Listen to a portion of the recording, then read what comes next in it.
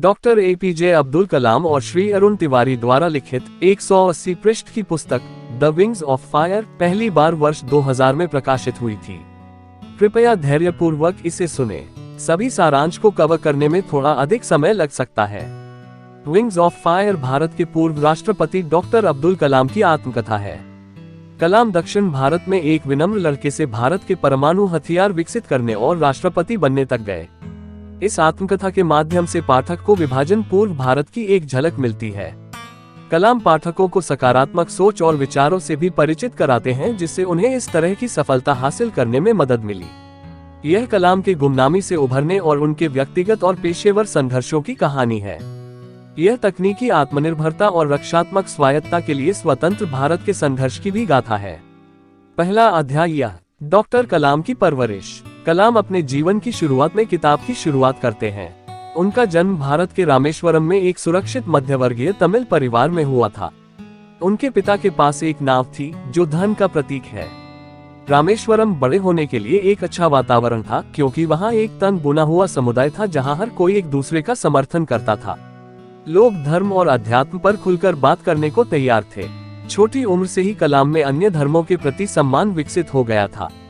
उनके पिता भी स्थानीय मस्जिद में इमाम के रूप में काम करते थे। कलाम इस विश्वास के साथ बड़े हुए कि विश्वास मनुष्य होने का एक अनिवार्य हिस्सा है।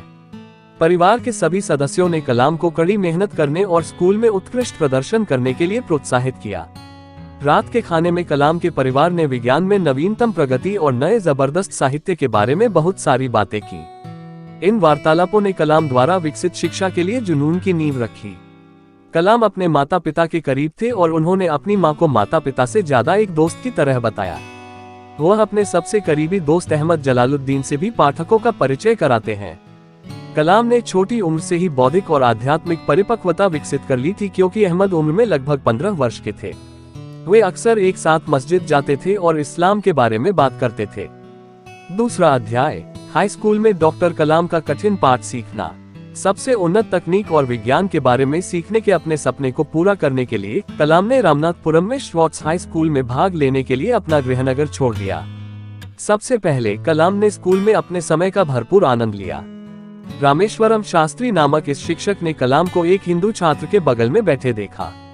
उन्होंने कलाम से कहा कि इसकी अनुमति नहीं है और उन्होंने कलाम को कक्षा के पीछे भेजने का फैसला किया।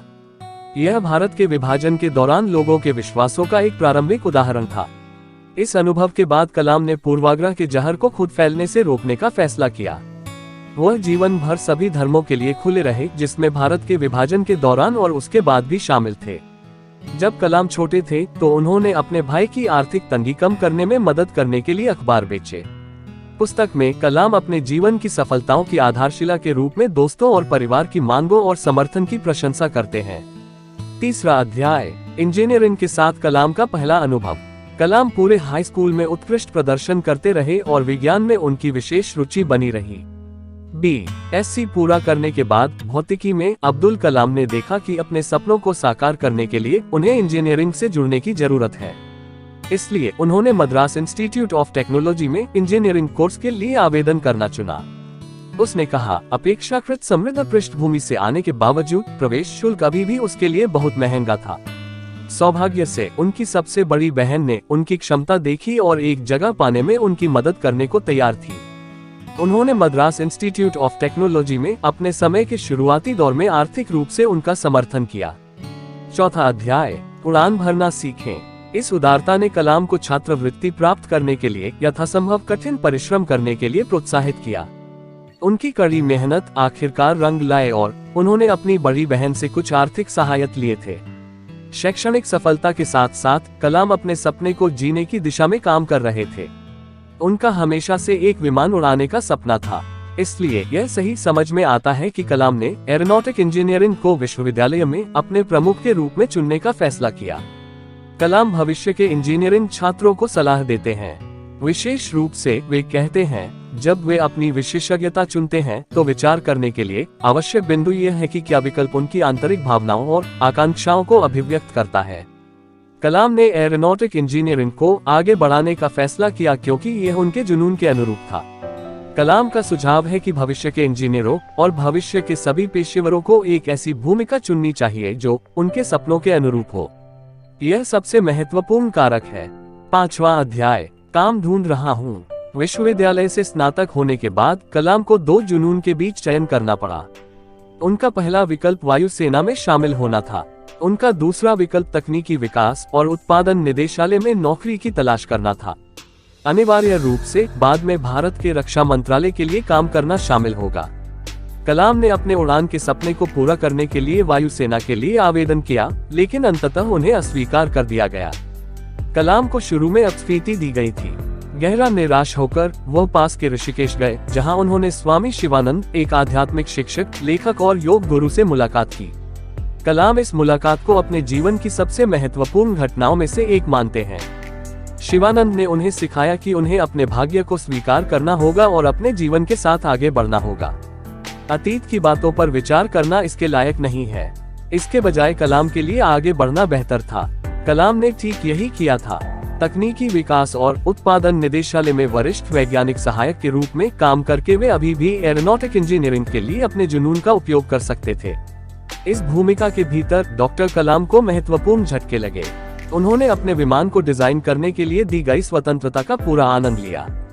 उन्होंने नंदी नामक एक स्वदेशी होवरक्राफ्ट डिजाइन किया। कलाम ने इस होवरक्राफ्ट को डिजाइन करने के लिए कड़ी मेहनत की और नवाचार का इस्तेमाल किया।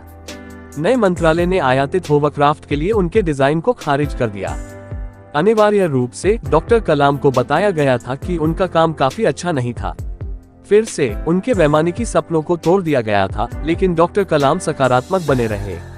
उन्हें याद आया कि शिवानंद ने उन्हें क्या सिखाया था। जीवन में 7वां अध्याय आपके नियंत्रण से कलाम का काम करने का नजरिया, और आपको उन्हें कलाम का एक सही कार्यक्रम था, भले ही वे परियोजनाओं का नेतृत्व कर रहे थे। सबसे पहले वह कार्यालय में प्रवेश करते थे और अपनी मेज की सफाई करते थे। इसने कलाम को एक ऐसा वातावरण बनाने की अनुमति दी जहां वे प्रभावी ढंग से काम कर सकें। अपनी मेज की सफाई के बाद उन्होंने उन कागजों को प्राथमिकता दी जिन पर तत्काल कार्रवाई की आवश्यकता थी। ऐसा करते हुए वह उन कागजों के अलावा बाकी सब चीजों को अपनी नजरों से हटा करते थे। उनके ध्यान ने उन्हें तुरंत कार्रवाई करने की अनुमति दी जब उन्होंने उस कार्य की पहचान की जिसे करने की आवश्यकता थी। यह समय महत्वपूर्ण कार्यों के लिए विशेष रूप से सच था जो प्रभाव डाल सकते थे या उसे यादगार बना सकते थे। कलाम का सामान्य कार्य रवैया साहसी था, पूर्णता के लिए दृढ़ता के साथ। उनकी नजर में पूर्णता के लिए एक व्यक्ति को अतीत में गलतियां करने और उनसे सीखने की आवश्यकता होती है।